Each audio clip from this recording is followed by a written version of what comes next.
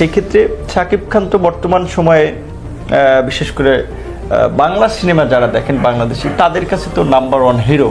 ও ভাই রে ভাই, জাস্ট একবার চিন্তা করুন, আপনি সুপারস্টার শাকিব খান কতটা জনপ্রিয় হলে সকল শ্রেণীর মানুষরা তার প্রশংসায় পঞ্চমুখ হয়। নায়ক নায়িকা, গায়ক গায়িকা, শ্রমিক, চাকরিজীবী, এমনকি আইনজীবী আর অবশেষে রাজনীতিবিদরাও সেই তালিকায় নাম লেখালো। আর ভাই, প্রশংসা করবেই বা না কেন?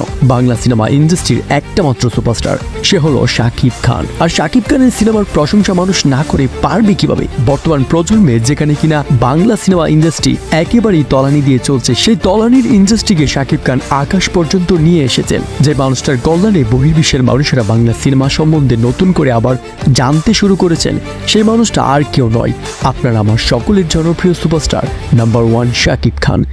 বিবি নূরের এই ইন্টারভিউটি এটাই প্রমাণ করেছে সুপারস্টার শাকিব খান সবার মনে শ্রেণী পেশা ভেদাভেদে সকলের হৃদয়ে বসবাস করে।